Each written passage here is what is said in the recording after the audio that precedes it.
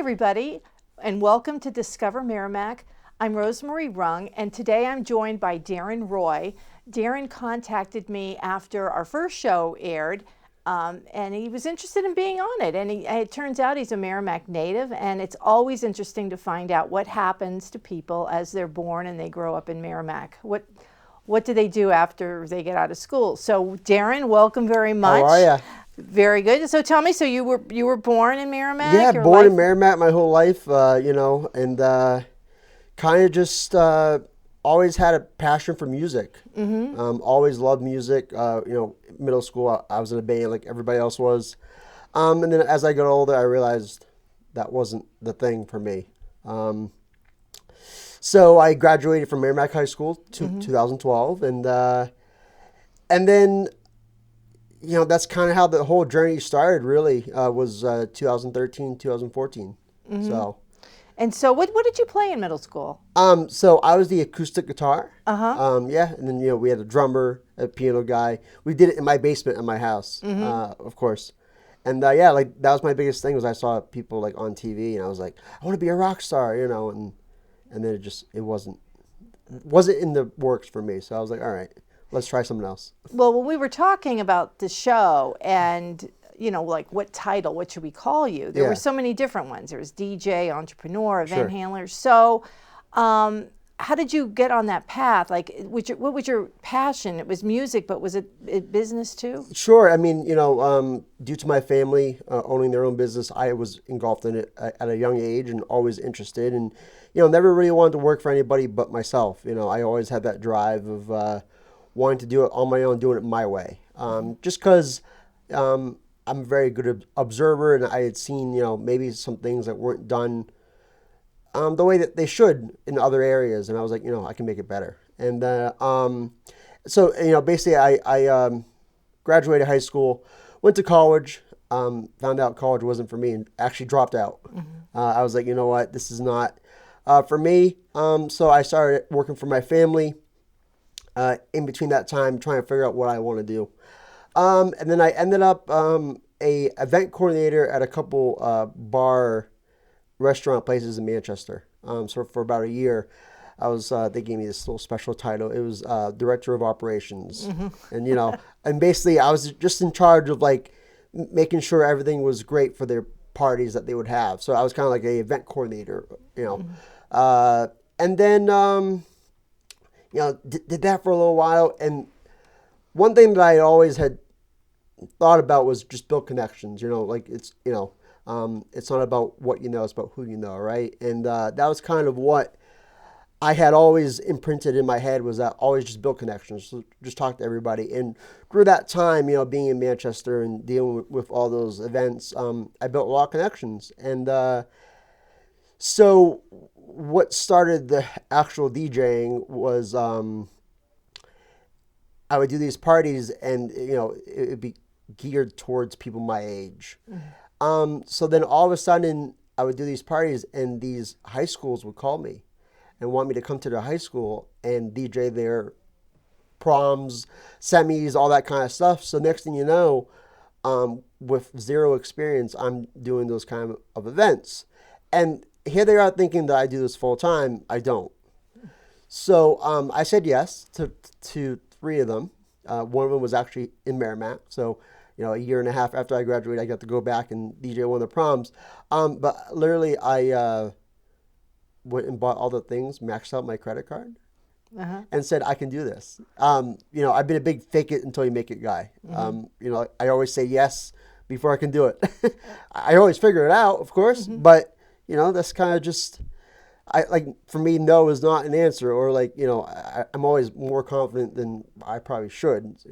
It hasn't burned me yet, but so I started doing those. And then with that same equipment, I started doing sound gigs for bands, because I've always been like a person who wants to go multiple directions, never stay in one spot, because you always want to have different options.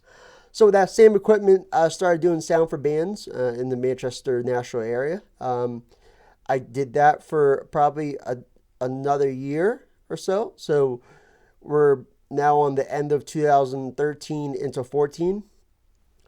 And then through doing those high school events, the sound gigs with bands, I was pretty confident in going the DJ route.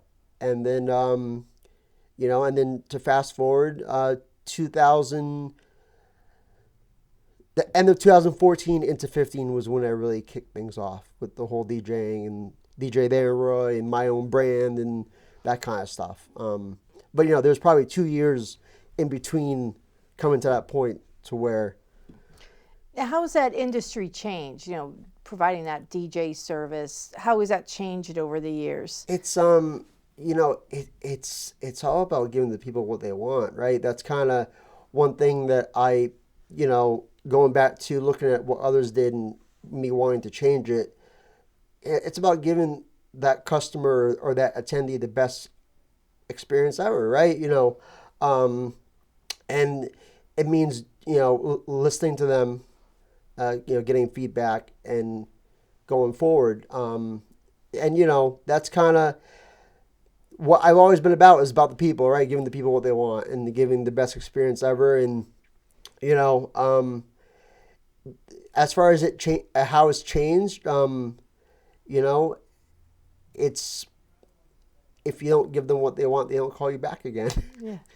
So you have to make it about the customer, and that's really what it's all about. It's not about me. It's not about anybody else. It's about the customer and what they want. And if you give them the best experience, they'll come back and they'll give you a good. And how has the technology changed over the years? Oh, big time. It's all electronic now. It's all.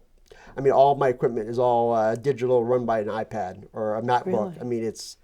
I got lucky because my footprint compared to the guys in the 90s, early 2000s is very small, And so, yeah, and, and of course, like any small venture, you start out here in Merrimack. Mm-hmm. So, I would, call every little organization here in Merrimack and be like, hi, I'm Darren Roy. I'm a DJ, can I come DJ your event? Not having much experience, but just once again, the whole fake it until you make it thing. And just, putting my feet into every situation possible to get experience. That's kind of, I think the biggest thing for me was in the very beginning, I just said yes to everything just to get that experience. Mm-hmm. This coming March, I'm going to be doing it for eight years now. Wow. So, it's been a while, obviously hundreds of gigs and all that, but yeah, so, so yeah, it started out here in Merrimack, really. That's kind of, and then it kind of, now I go all over New England. So what about the music? Do you find that people are requesting different types of genre now than they used to? For sure. It's all over the place. Mm-hmm. If you're a DJ and not aware of a lot of genres, you're not going to make it. It's essential. I think one of my greatest things is my ability to read a room. Mm-hmm. Let's say you have 300-400 people in a room and you're transitioning songs. Obviously you have younger, older, and just that ability to be like, okay, you know what, this song at this moment, this song at that moment, for that person, kind of, trying to please everybody. Because I think that's what a DJ is being able to read the room and gauge how somebody's night is going to be. Because you are in charge, right? You are in charge of how their evening is going to be. So you have two options. You could play bad music and have a bad night, or you could educate yourself and do your research and really know, okay, you know what, at this time, this song is great for this. This time, this song is great for that. And really, give that person the best night ever, Well, in the old days, okay, when I was going to, dances or things like that when I was younger, they had the vinyl, and they Sure. would the DJ would have this library of vinyl records and would just select the songs or take requests. But now your library is what? It's on a computer. A website? No, so, I obviously have a lot of pre-downloaded songs. Okay. Probably in my database, I probably have 35 to 4,000 songs ready to go at any point. And then, there's other softwares that I can pull up songs because obviously, for me, I'm a big guy to accommodate requests. Not a lot of people do it just because it's harder. But for me, I don't know if I'm at a event, a party, etc., and I want to hear a song. I don't know. It's kind of cool to hear it. So that's kind of something that I've always said yes to. Is it always the best song? No. But you know what? Once again, it's not about me. It's about them. And as long as they get the best evening possible, that's all I could ask for.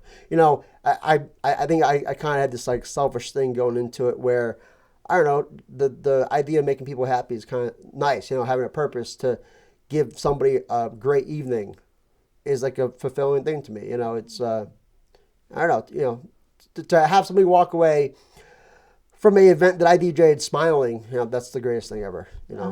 Pretty cool. Now, how did the skills that you bring to your business now, how would you say those were developed? I mean, what kind of role was your family? What type of role did your school or your community play? So, I mean, my family obviously helped out a lot. I did a lot of trial and error.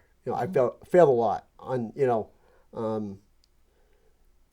on things that, weren't visible, but just, and what I mean by that, showing up to the event and not having a cable that I need. Oh. Just dumb things like that, right? Where it's like a rookie mistake. Now I show up with every cable and, no problem. So yeah, that's honestly one of the things is I failed a lot. But through every failure, you learn and you don't do it again. It's as simple as that, and if you do it again, you don't get asked back. That's kind of with today's world. There's so much out there that you have to make that impression or else you just become another one of those guys. There's a lot of guys that do what I do. When I went into this, I wasn't trying to recreate the wheel by any means. I was just trying to do it my way, the way that I thought was how it should be done. Do other people do it other ways? Sure, right? But that was kind of my thing. So yeah, my family, of course, trial and error, failing until you don't, and just having that positive attitude of long term, right? A lot of people these days, I think short term, and me, it was always long term. Every choice I made, I tried to think long term and not be for tomorrow, but for next year, and try to, because obviously in whatever you do, you want longevity, right? You want it to be there for a while, and that was kind of my thing. Was that okay? You know what? Maybe this doesn't benefit me now, but in the future it will. And what I can relate to that is buying gear. You can pay a price for cheap gear now, or you can buy expensive, better gear for the long term, have better quality of events, and So how do you see your business moving from where you're at now? Like, what do you you talked about, setting up sort of short goals, but you want to get to the end game, the bigger goal at the end. Where do you see your business going from now? So, I mean, at this point, it honestly kind of runs itself. I've created, I don't want to say a fan base, but sort of in the sense of, my social medias, people are interactive and things like that. Give a perfect example on the Merrimack Forum. If anybody says I need a DJ, on my phone, I'll get 12, 13 notifications because everybody in Merrimack puts my name on there. So like, to me, that's like a cool thing that, anybody who requests a DJ, people in town associate me with that, and they put my name on there. That's something, I don't know, that's really cool, to have people go out of their way to mention me, like that's really cool. For me, my biggest thing is word of mouth right now. That's what keeps my business in business is word of mouth. I do marketing and things like that to stay relevant and to, stay on top of things. But, the people, man, they've done an amazing job. A lot of my clients that I have now, it's reoccurring. 95% of my clients is reoccurring. Or it's through somebody else that had me and they talked about me and so on and so forth. So I think that's really cool, honestly, that I've been able to do that and have that impact on people and, really, because, what better way to promote yourself than somebody else saying that you're good? You know, so that's kind of I'm kind of pretty proud of that to be at that point where, you know, in the early beginning, I reached out to other people. Now people reach out to me. Yeah, which is kind of nice, you know. Yeah, it is. It's great to have that market share. So, well, because it makes things a little easier. Because you know, of course, you're always selling yourself, but you don't have to sell yourself as hard. You know, because in the very beginning, I just threw the kitchen sink at it and just tried to, you know, get people to convince me to be a part of it. Now, I don't have to convince as hard anymore. It's you know, they know the product that I produce, the product that I give, and they like it, and you know, they want me to be there. Now, do you find you have to continually learn things? Always. You're always learning, right? I mean, the minute you stop learning is when you fail, in my opinion. You know, I think being adaptive to the situation is key, you know, whether it's music, you know, because you never want to, you know, me, I'm always up to date on music, always playing the latest music that comes out, whether it's gear, you know, whether it's setting up a one way compared to another way, you know, being more efficient, being, you know, so yeah, I mean, this brain is always thinking. It's thinking too much, I think. Oh. Sometimes it needs to slow down a little bit, you know. But yeah, no, it's I'm always adapting, always learning. Like I said, I think when you stop learning is when you kind of fall behind, and that's not what I'm looking for. You know, obviously, you know, each year you want to keep going up, and I think that's, you know, I'm would say I'm very driven and very, you know, always like, all right, what's the next goal? What's the next step? And, you know, that's kind of what I try to do. Now, your drive and your initiative in starting your own business and going into music, how was that impacted by your heart defect as a child? Because I kind of was trolling your Facebook page to get ready for today, and I saw that there was some celebration because you had a clear checkup, but apparently you had a heart defect, heart surgery as a young child.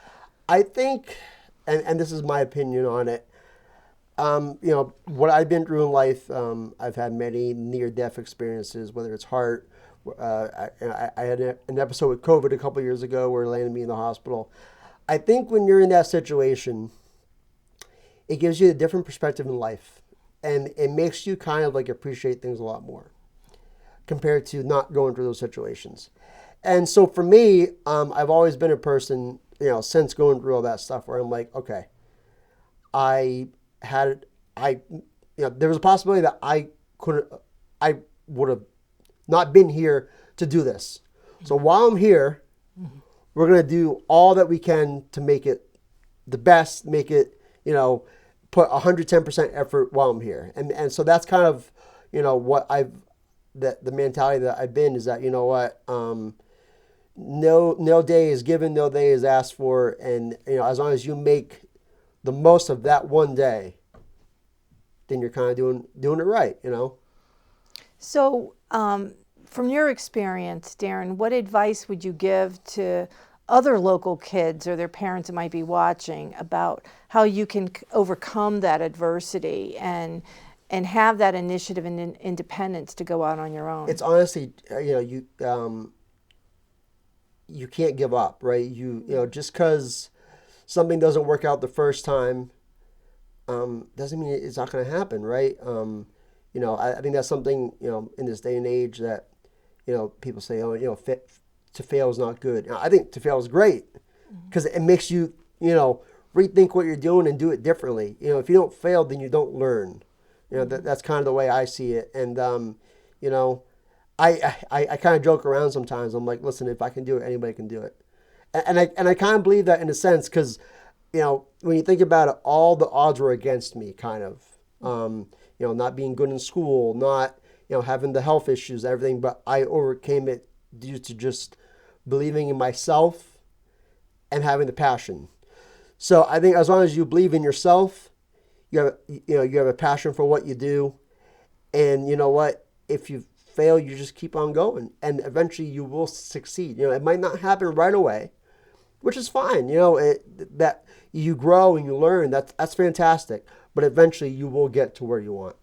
Well, I think that's an important message too, because so many times parents really don't want their kids to fail. So they set up things so that they never do. Sure. And so the child never can learn how to overcome that on their own. So I don't think I would be where I'm at today if I didn't fail a couple times in the very beginning. Or had, also I think a support system is great, but I think also, having self-confidence in yourself. I mean, you're talking to a kid that in high school, middle school had no self-confidence.